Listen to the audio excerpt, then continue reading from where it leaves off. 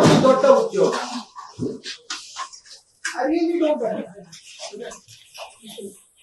ನೀವು ಎಲ್ಲ well travelled ಇದ್ದೀರಾ ಅಂತ ನಾನು ಅನ್ಕೊಳ್ತೇನೆ.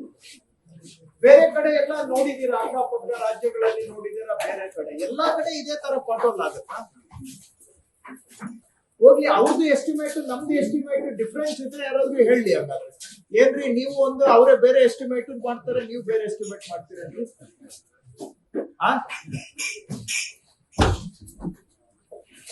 ಎಸ್ಟಿಮೇಟ್ ಒಂದೇ ಇದ್ರೆ ಪಾಟೋಲ್ಗಳು ಯಾಕೆ ಉದ್ಭವ ಆಗ್ತದೆ?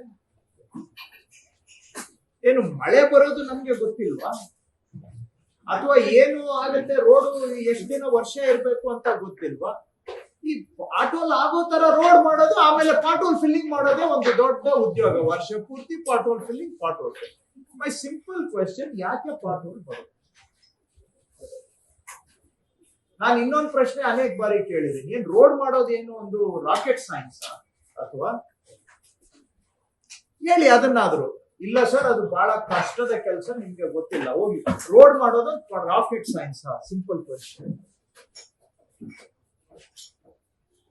ಸೊ ನೀವು ಮಾಡೋ ಕೆಲಸನ ಕರೆಕ್ಟ್ ಆಗಿ ಮಾಡಿದ್ರೆ ಮೂಲದಲ್ಲೇ ಎಷ್ಟೋ ಸಮಸ್ಯೆಗಳು ಉದ್ಭವ ಆಗೋದನ್ನೇ ನಾವು ತಪ್ಪಿಸಬಹುದು. Prevention is the best cure. ಇದಕ್ಕೆ ಕೆಲವು ಕೆಲಸಗಳು ಬಹಳ ಕ್ಲಿಷ್ಟಕರವಾಗಿರ್ತದೆ, ನನ್ಗೆ ಅರ್ಥ ಆಗುತ್ತೆ. ಆದ್ರೆ ಬೇಸಿಕ್ ವರ್ಕ್ಸ್ ನಾವು ಸರಿಯಾಗಿ ಮಾಡಿದ್ರೆ ಎಷ್ಟೋ ಸಮಸ್ಯೆ ಉದ್ಭವ ಆಗದ ಹಾಗೆ ನಾವು ನೋಡ್ಕೊಳ್ಬಹುದು, ಪ್ರಿವೆನ್ಷನ್ ಮಾಡಬಹುದು. ಸೊ ಇದು ಯಾವಾಗ ಆಗುತ್ತೆ? ಒಂದು ಸಿಸ್ಟಮ್ ಸರಿಯಾಗಿ ನಡೆದ್ರೆ ಇದೆಲ್ಲ ಆಗುತ್ತೆ. ಸೊ ನೀವು ನಡೆಸ್ಬೇಕು. ಇಲ್ಲಿ ಚೀಫ್ ಇಂಜಿನಿಯರ್ಸು ಇದ್ದೀರಾ, ನನ್ಗೆ ಅರ್ಥ ಆಯ್ತು, ನಿಜವಾಗೂ ನನ್ಗೆ ಅರ್ಥ ಆಗ್ತಾ ಇರೋದು ಏನಿದೆ ರೋಡಲ್ಲಿ ಅಂತದ್ದು.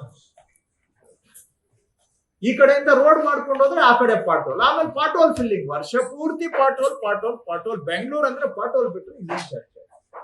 ಏನ್ ಹೇಳಿಯಪ್ಪ ಯಾರಾದ್ರೂ ಇಂಜಿನಿಯರ್ಸ್? ಪಾಟೋಲ್ ಇಲ್ಲದೆ ರಸ್ತೆ ಮಾಡ್ಲಿಕ್ಕೆ ಆಗೋದಿಲ್ವಾ?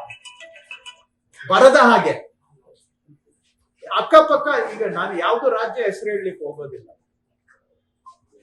ಎಲ್ಲರೂ ಇದ್ದಾರೆ. ಹೆಚ್ಚು ಮಳೆ ಬೀಳೋ ಕಡೆನೂ ಕೂಡ ಪಾಟೋಲ್ ಇಲ್ದಂಗೆ ರಸ್ತೆ ಮಾಡಿದಾರ ಇಲ್ವಾ? ನಿಮ್ಗೆ ಏನ್ ಕಷ್ಟ? ಸಿಂಪಲ್. ನಾನು ಇದನ್ನು ಒಂದು ಉದಾಹರಣೆ. ಯಾವುದೇ ಸುದ್ದಿಯ ಅಪ್ಡೇಟ್ ಅನ್ನ ಮಿಸ್ ಮಾಡ್ಕೊಳ್ಬಾರ್ದು ಅಂದ್ರೆ ಈಗ್ಲೇ ಒನ್ ಇಂಡಿಯಾವನ್ನ ಸಬ್ಸ್ಕ್ರೈಬ್ ಮಾಡಿ. ನಿಮಗೆ ಬೇಕಾದ ಭಾಷೆಯಲ್ಲಿ ಎಲ್ಲಾ ಸುದ್ದಿ ತಿಳಿಬೇಕು ಅಂದ್ರೆ ಒನ್ ಇಂಡಿಯಾ ಆಪ್ ಅನ್ನ ಡೌನ್ಲೋಡ್ ಮಾಡ್ಕೊಳ್ಳಿ.